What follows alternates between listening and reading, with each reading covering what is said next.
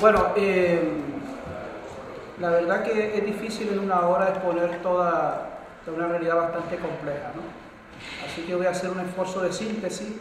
Si en algún momento estrecho mucho el discurso o lo esfuerzo, nada, me paran que no hay problema. O sea, yo he hecho un esfuerzo de un montón de kilómetros y espero que sirva para algo. O sea, entonces que es mucho más interesante que ustedes como los de 15, ¿no? Si va bien, me va a seguir así. Si aquello se atranca, me para, ¿no? No hay problema porque lo importante es llegar juntos a donde lleguemos, aunque solo sea un pasito, pero juntos, ¿no? O sea, que no me voy a echar a correr y que lo que interesa es compartir, ¿no?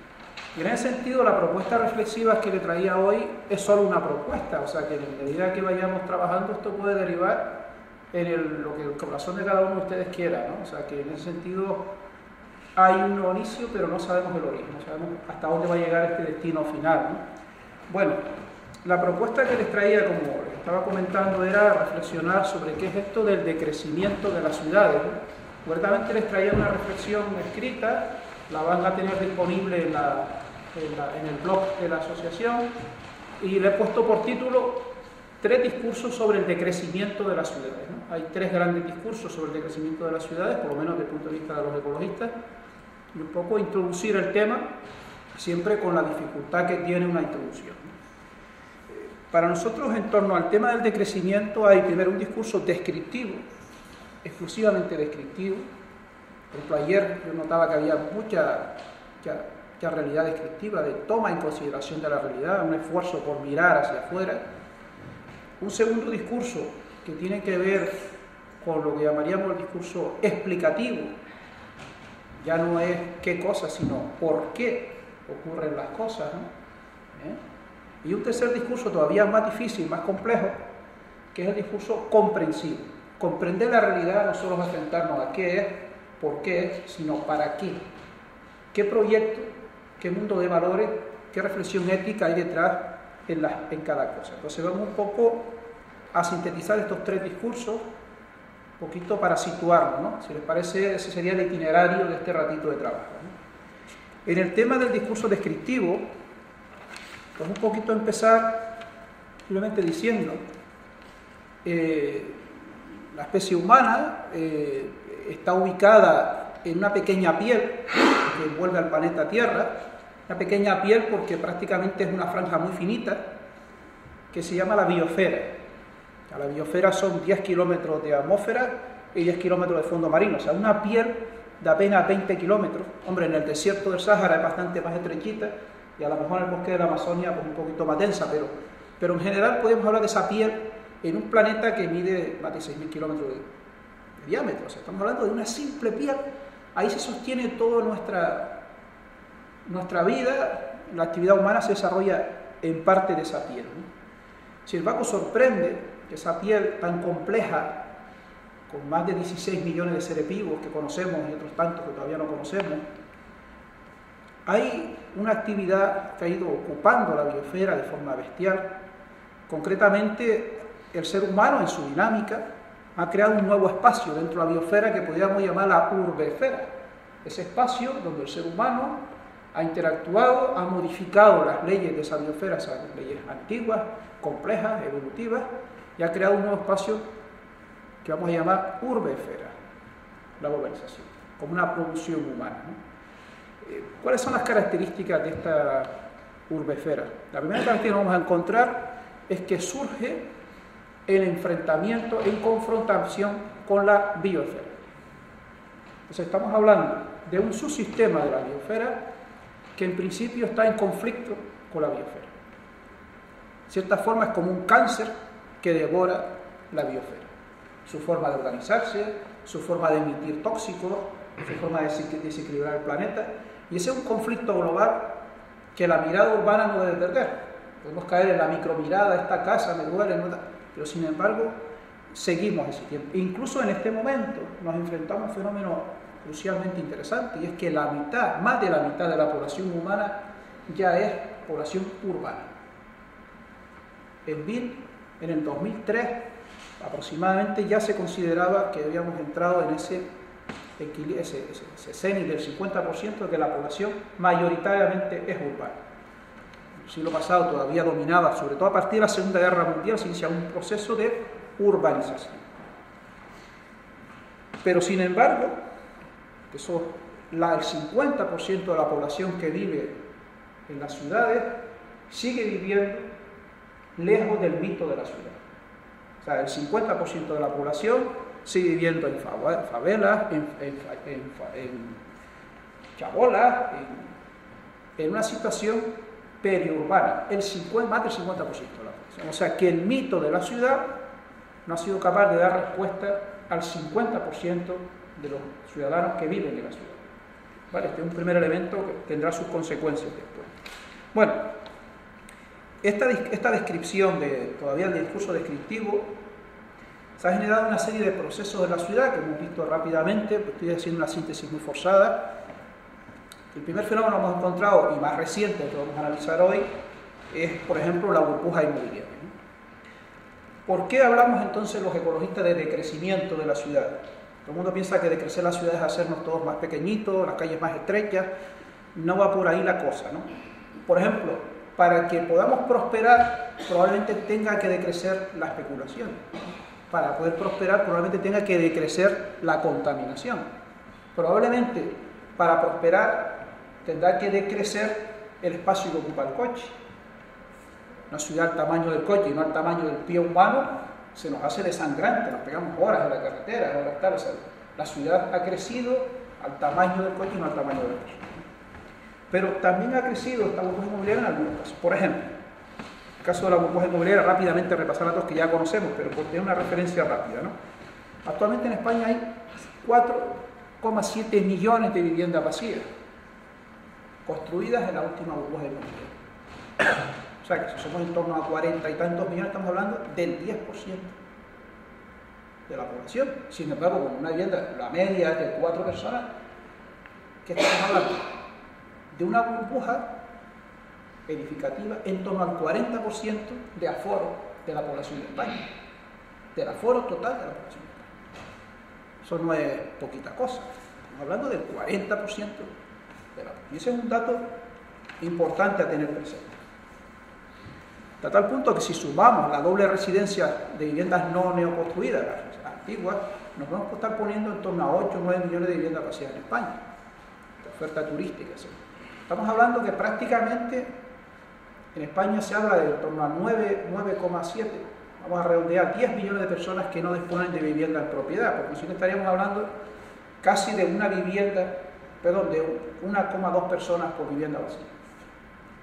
O sea, que realmente, ten en cuenta que esa vivienda, la mitad de esos 4,7 millones ha sido intervenida vía financiación de bancos públicos, de bancos privados con fondos públicos. O sea, de cierta forma, eso ya es un patrimonio público intervenido. O sea, ya vamos a hablar de que esa vivienda hoy, de hecho, hubiese sido el itinerario muy distinto, que los fondos públicos hubiesen comprado esa vivienda, al final el dinero termina en el banco, pero por lo menos en el itinerario hubiésemos salvado gente, ¿no?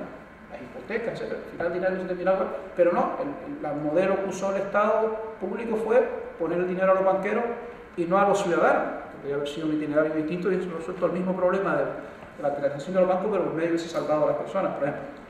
Pero bueno, es un poquito el tamaño de la especulación. En el tema de la corrupción, solo cifras rápidas, se habla de unos 700 expedientes ahora mismo en los tribunales que arrastran una sombra de casi 14 millones de euros, o sea, más de 2 billones con B de burro de las antiguas pesetas. ¿Vale? Exactamente el 22% de la deuda.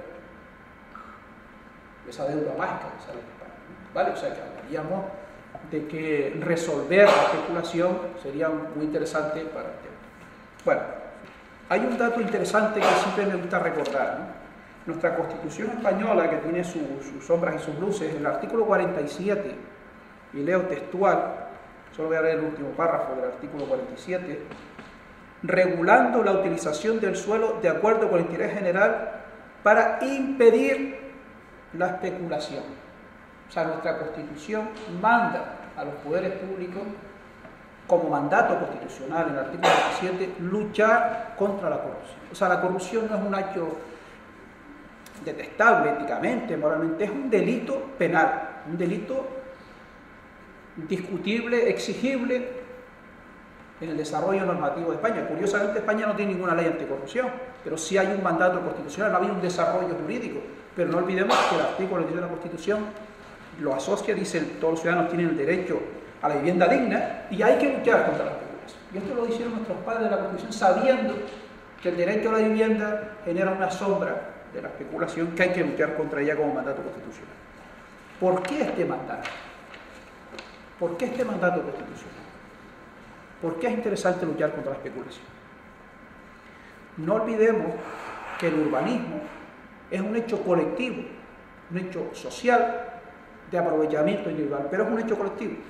O sea, el derecho a la vivienda, que es el artículo 47, la vivienda no es una casa con 4 paredes. La vivienda es el acceso a la cultura, el acceso a la sociabilidad, el acceso a la sanidad, a la escuela. La oferta urbanística, el urbanismo, es un bien colectivo. O sea, lo que da sentido a una vivienda es el entorno que lo envuelve, es el planeamiento en su conjunto. Cuando incorporamos la especulación, estamos deteriorando el bien colectivo del planeamiento, poniendo en valor una propiedad frente a los bienes colectivos, que son los accesos a la comunicación. El fin de un plan general urbano no es producir urbes, no es producir ciudades.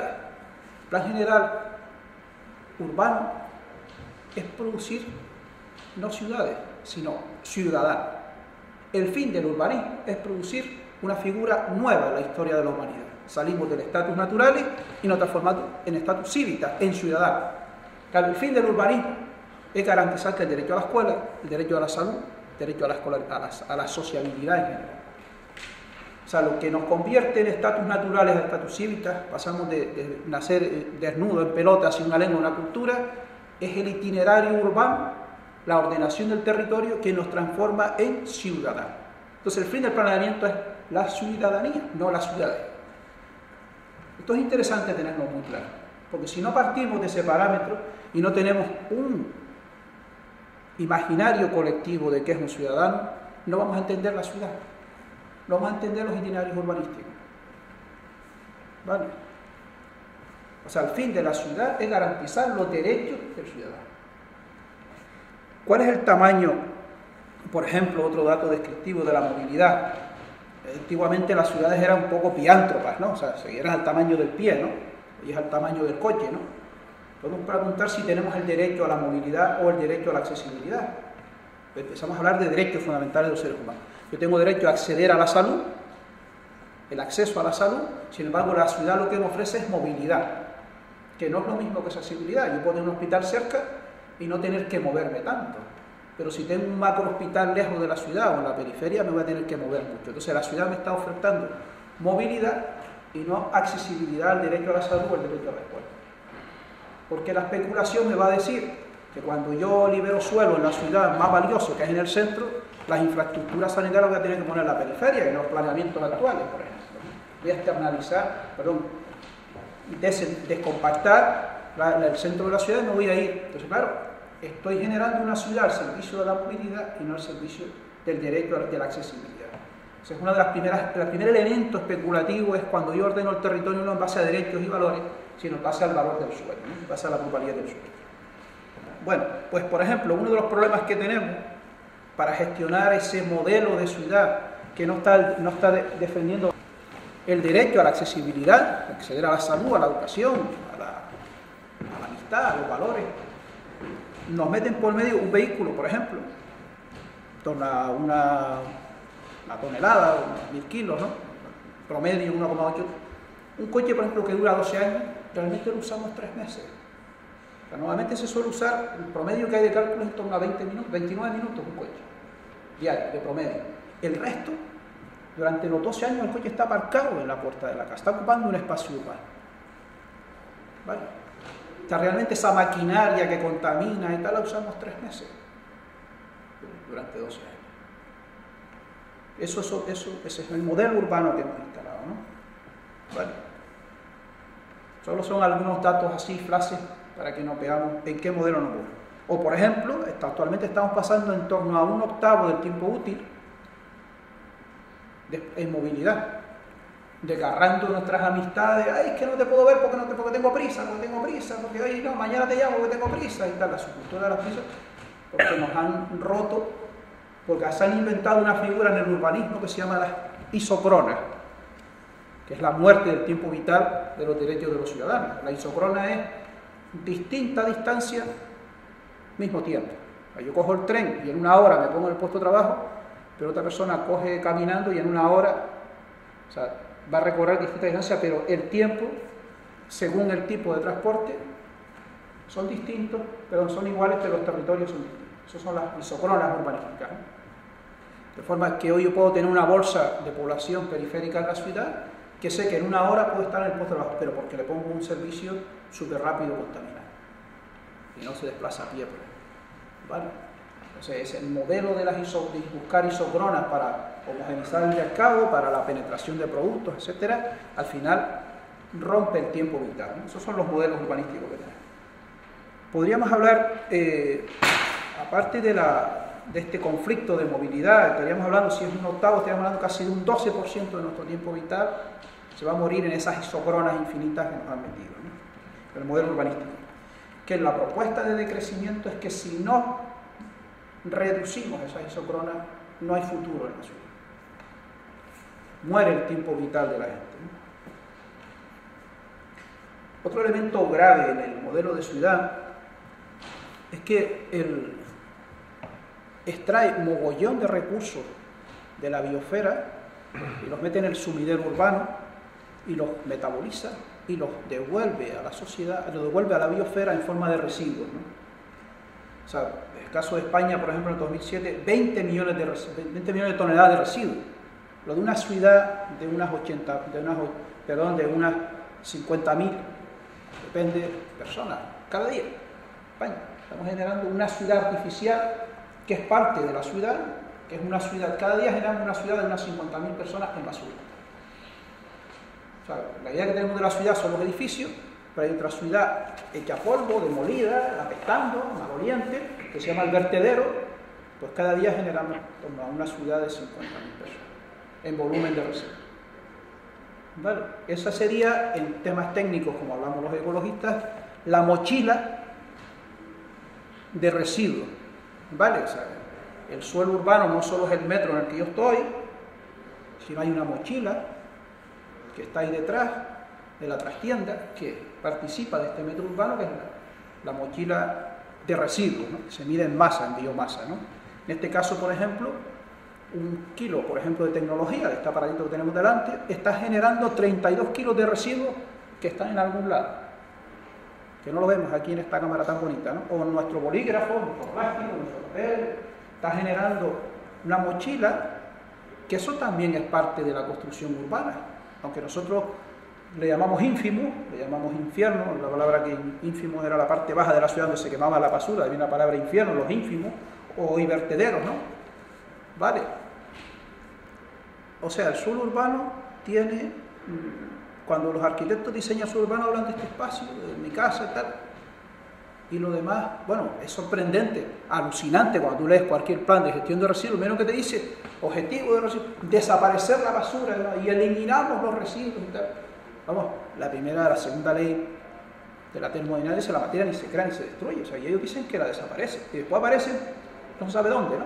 En los vertederos, en los barrancos, y dice, ay, qué sucios somos los españoles, que dice qué y tal. Pero claro, es que el modelo es, yo lo pongo en la primera, que ellos desaparecen, ¿no? Y aquí no pasa nada, ¿no? Es una amnesia colectiva en torno a esa parte de la ciudad que son nuestros distritos, ¿no? Nuestros residuos. El otro tema clave para entender la ciudad desde el punto de vista ecológico es la huella ecológica que tiene cada metro urbano. Cada vez que un metro urbano en España de promedio, estamos hablando siempre en cifras de promedio, lo construimos, realmente no ocupa un metro, ocupa 32 metros de suelo rural.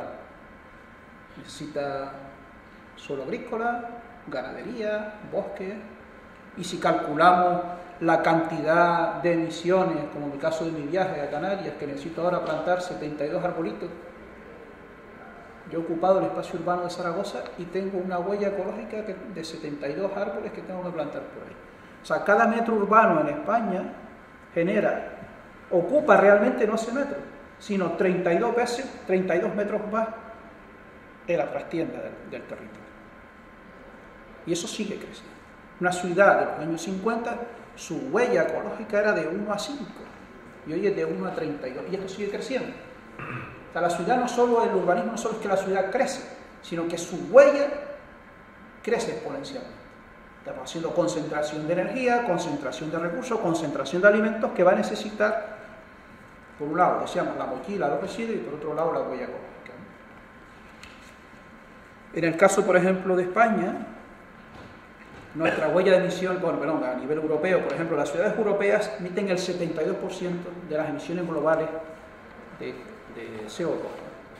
Quiere decir esto que el medio urbano, que solo vive más o menos el 50%, en Europa más, pero su capacidad de contaminar, de alterar el clima, el famoso cambio climático, es de un 80%.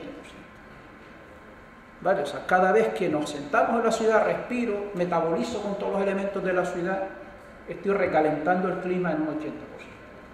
Estoy alterando la biosfera, esa compleja biosfera que tardó miles de siglos en formarse, la estamos modificando.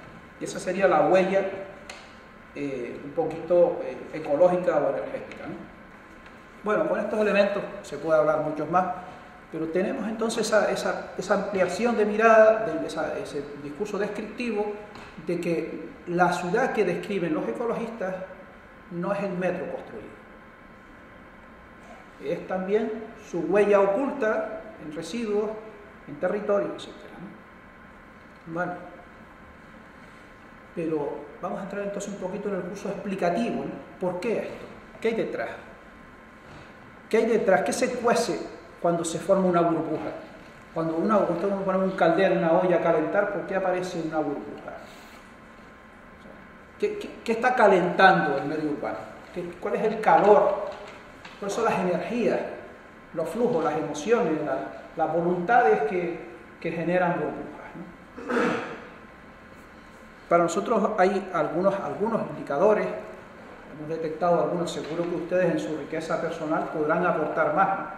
Porque esta es una reflexión todavía en construcción, ¿no? Pero sobre todo a partir de la Segunda Guerra Mundial, el hecho urbano se convierte en el hecho urbano industrializado. O sea, el sistema de reproducción del beneficio, yo pongo 1 euro, quiero 2, pongo 3, pongo 4, el principio de la acumulación del dinero. Usted imagínate que yo tengo una caja de 100 euros y saco 1 euro y lo meto dentro, o sea, lo saco, lo meto en el banco y ahora el banco lo meto otra vez en la caja de la sociedad más o menos y dice, y ahora en vez de haber 100 euros tiene que haber 102. ¿De dónde sale? Y ahora saco otro, lo meto en el banco, lo meto en la caja y ahora tiene que haber 100, porque tiene que dar beneficio, ¿no? ¿Cómo el dinero crece si siempre hay el mismo dinero? ¿Cómo es esto de que le pido al dinero que presto al ciudadano y que me lo devuelve y que ahora es un 10% más y en el mundo no hay un 10% más de dinero? ¿Ven ustedes el problema de la caja mágica del dinero, cómo funciona? Eso se hace en el urbanismo.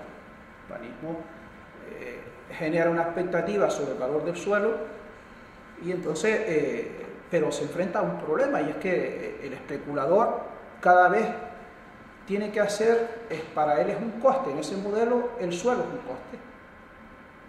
Por consiguiente, al ser un coste el suelo, aparece la especulación del suelo. O sea, el suelo es un fenómeno en el que cada vez, al ser un coste, entre más me ahorro el coste, más plusvalía puedo generar para esta caja mágica que tiene que crecer, ¿no? Bueno, entonces, la primera lógica del urbanismo es que siempre tiene que haber plusvalía de capital. Siempre tiene que haber un terreno que yo compro en 2, tengo que venderlo en 4, y al inquilino vendérselo en 7 y una hipoteca para que valga 200. Siempre. Cuando un suelo, entonces extraigo del suelo general, el suelo rústico, el suelo productivo, el suelo tal, extraigo un trozo de terreno que lo voy a someter a la caja mágica de que ahora vale 2. Entonces vienen los pelotazos, ¿no? La cultura. Pero también genera otros dos fenómenos importantes. Uno es mucha mano de obra disponible para el mercado. Necesito bolsa de mano de obra disponible. Entonces una forma de abaratar la fuerza productiva es producir conglomerados de población que entren en el mercado del trabajo a bajo coste porque tengo suficiente abundancia de oferta de parado, ¿no? Entonces, la producción del paro es un bien de mercado que facilita para que esa mágica funcione. Entonces, el urbanismo siempre va a pasar por un ciclo, primero, de producir bienes en la caja mágica a base del suelo. Cuando eso se satura, va a necesitar cargar sobre el mundo del trabajo los beneficios, o en este caso, la crisis inmobiliaria. O sea, nos vamos a enfrentar en los próximos años con que el mundo del trabajo va a tener que devaluar su sueldo, su productividad, su dignidad como trabajador, porque es el subproducto